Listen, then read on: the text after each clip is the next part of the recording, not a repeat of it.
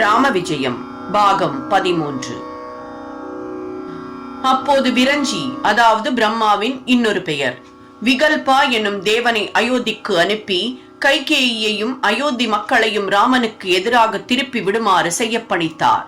அதன் மூலம் ராமன் கானகம் சென்று அசுரர்களை அழிப்பான் என்பது அவரது எண்ணம்.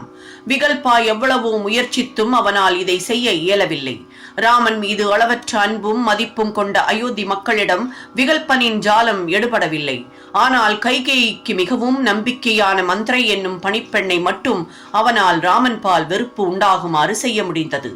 ஏற்கனவே ராமன் மீது வெறுப்புற்றிருந்த மந்தரை இப்போது மேலும் அதிக வெறுப்புடன் ராமனை அரியணை ஏற விடாமல் செய்ய வேண்டும் என்று கங்கணம் கட்டிக்கொண்டு கைகேயின் இருப்பிடத்திற்கு சென்றாள். அங்கு போனதுமே தனது மார்பில் அறைந்து கொண்டு கண்களில் நீரை வரவழைத்துக் கொண்டு தரையில் புரண்டு ஓவென ஓலமிட்டு அழத் தொடங்கினாள்.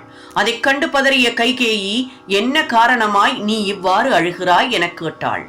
அடி துரதிர்ஷ்டம் பிடித்த பெண்ணே, உனது கணவன் ராமனை அரியணையில் அமர்த்தப் போகிறான். அப்படி அமர்ந்த மறுகணமே ராமன் உனது இரு பிள்ளைகளையும் கொன்றுவிடப் போகிறான்.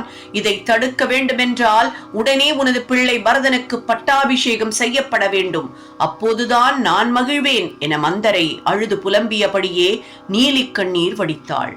அதை கேட்ட கைகேயி சிரித்தபடியே, நான் நேசிக்கும் ராமனுக்கு மகுடம் சூட்டுவதில் எனக்கு எவ்வித ஆட்சேபனையும் இல்லை. அவனும் பரதனைப் போலவே என் மகன்தானே என்றவுடன் மந்தரை மேலும் ஆத்திரமடைந்து இன்னமும் பலமாக சத்தமிட்டு அழத் தொடங்கினாள். அவளை சாந்தப்படுத்த கைகேயி அவள் அருகே சென்றாள். அங்கு மறைந்திருந்த விகல்பனும் தனது பங்குக்கு ராமனை பற்றி அவதூறு பேசி கைகேயின் மனதை கெடுத்தான். அதனால் கைகேயி முகத்தில் தெரிந்த குழப்பத்தை கண்டதும் மனம் மகிழ்ந்த மந்தரை அவளை கட்டியணைத்து முத்தமிட்டாள்.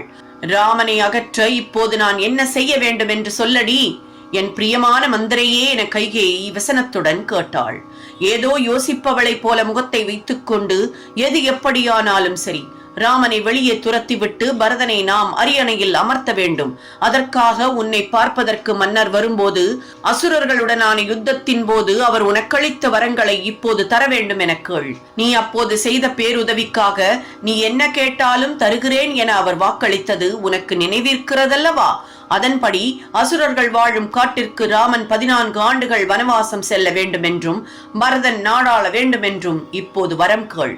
ராமன் அப்படி காட்டிற்கு சென்றால் அந்த சோகத்திலேயே மன்னரும் மாண்டு விடுவார். அதனால் அது உனக்கும் உன் பிள்ளைகளுக்கும் நன்மையாகவே அமையும் என்பதையும் மனதில் எண்ணிக்கொள் என மந்தரை துர்போதனை செய்தாள். ஓம் ஜெய் ஸ்ரீராம். ராம விஜயங்கிற அற்புதமான இந்த பதிப்பை இதுவரைக்கும் தமிழ்ல இப்படி கொடுத்திருக்காளா அப்படிங்கிறது தெரியாது. ஆனா ராமனுடைய அவதாரம் ஏற்படுறதுக்கான காரணம், அதற்கு முந்தைய நிகழ்வுகள் எல்லாம் ரொம்ப ரொம்ப சுவாரஸ்யமானது. பல பேருக்கும் தெரியாத பல உண்மை சம்பவங்கள் இதுல அடங்கி இருக்கு.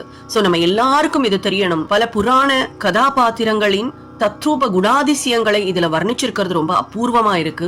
கண்டிப்பா இந்த பதிவை முடிஞ்ச அளவுக்கு மற்றவாளுக்கும் ஷேர் பண்ணுங்க. இதை கேட்கறதுக்கே நம்ம பல புண்ணியம் பண்ணிருக்கணும்னு சொல்லுவா. அதனால முடிஞ்ச அளவுக்கு மற்றவாளுக்கு இதை செய்ய செய்ய நம்மளுடைய வாழ்க்கை சிறக்குங்கிறது உண்மை. சப்ஸ்கிரைப் பண்ணாதவா கண்டிப்பா சப்ஸ்கிரைப் பண்ணி ஒரு லைக் அண்ட் கமெண்ட் கொடுக்கலாம். உங்களுடைய வியூ என்ன அப்படிங்கறது கமெண்ட் பாக்ஸ்ல சொல்லுங்க. எப்பொழுதும் சந்தோஷமாகவும் சௌபாகியமாகவும் இருக்க வாழ்த்துக்கள். ஸ்ரீராம ஜெய ராம ஜெய ஜெய ராமா, ஸ்ரீராம ஜெய ராம ஜெய ஜெய ராமா, ஸ்ரீராம ஜெய ராம ஜெய ஜெய ராமா, ஸ்ரீராம ஜெய ராம ஜெய ஜெய ராமா. தொடர்ந்து இணைந்திருங்கள் ஓம்கார் சரித்ராவுடன்.